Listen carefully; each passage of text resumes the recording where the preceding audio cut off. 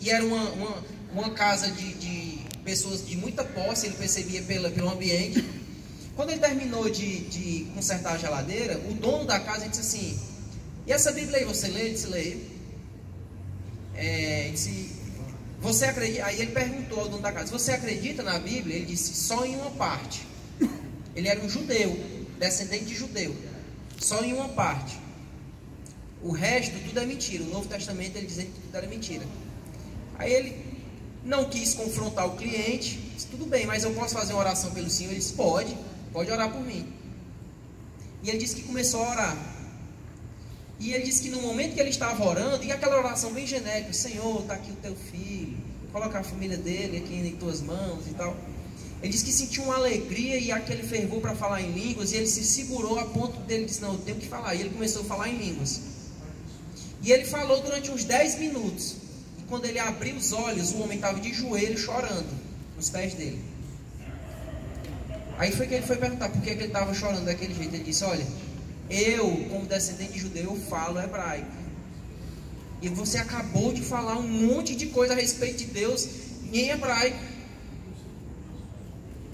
E essa pessoa se converteu a Cristo. Então existem ainda manifestações dependendo da ocasião e como Deus, o fim. Porque, irmãos, olha, o dom nunca é para me abençoar. O dom é para abençoar outras pessoas.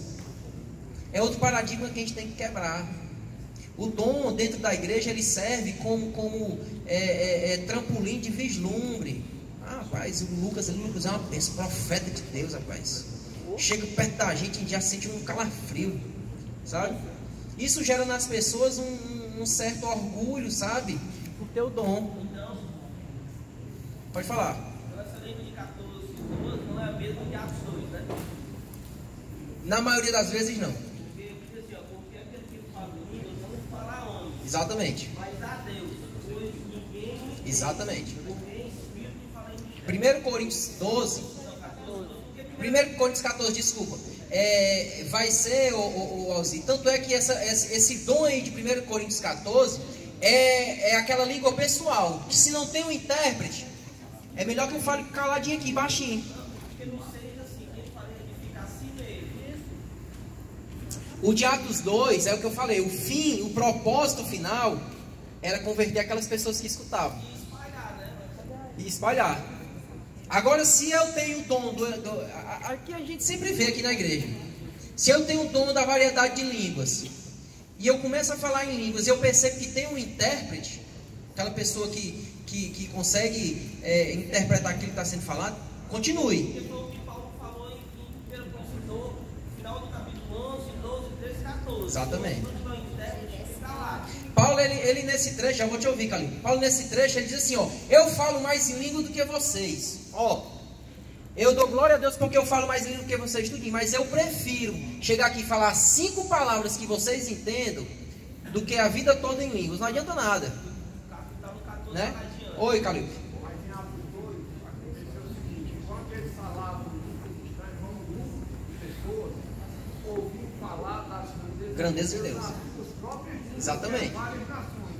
Mas para outras pessoas, simplesmente eram línguas estranhas e eles conseguiam também achar que eles estavam bem. Também. Eram dois grupos distintos. Exatamente.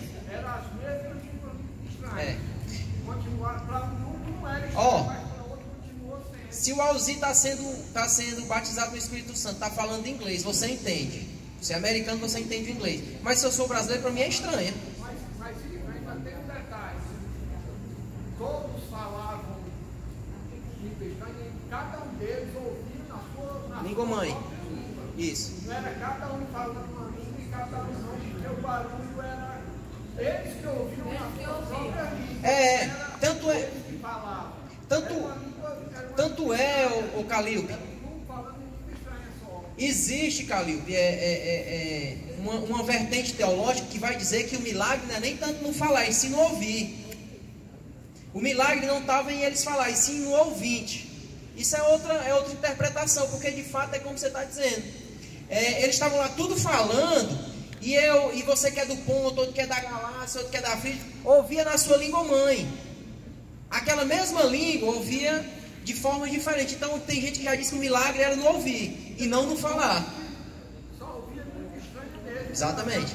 Tanto é, pessoal, que além dessa glossolalia, tem outro termozinho que é a xenolalia. Que é o quê?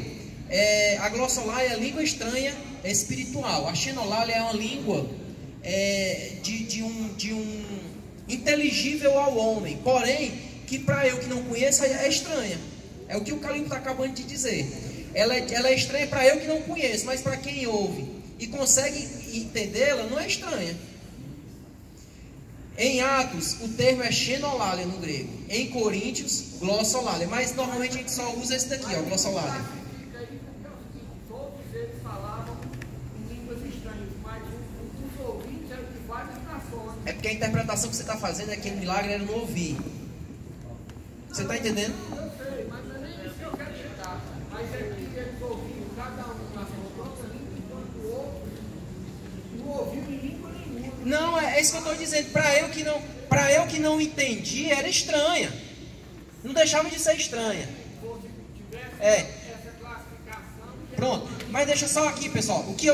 O cerne desse tópico aqui é entender o quê? Que essa língua é uma língua de natureza espiritual. O cerne diz aqui, viu, Calípio? Ó. O que precisa ser retido de informação desse tópico aqui é que a língua, essas outras línguas aqui de Atos 2, são línguas de natureza espiritual. Não é língua dos anjos, não é língua do homem enrolada, de uma forma em que eu balbucio apenas sílabas soltas. Não, é uma língua de natureza espiritual. O que eu quero que você fique na mente de vocês é a natureza dessa língua. Eu não posso afirmar que é a língua dos anjos, porque a Bíblia não afirma isso. Mas a Bíblia, ela deixa o ensinamento de que é uma língua estranha, proporcionada pelo Espírito Santo. Então é de ordem, de natureza espiritual. Diga, meu irmão. Essa daí, glossolalia. Xenolalia só vai acontecer no Atos 2. Certo? O único evento de xenolalia é Atos 2. Vamos continuando, pessoal. Ícaro, lá em Coríntios também não fala a questão da diferença dos homens, a língua dos homens e dos anjos? Não, ali é porque ele está usando hipérboles, né? No capítulo 12, ele vai falar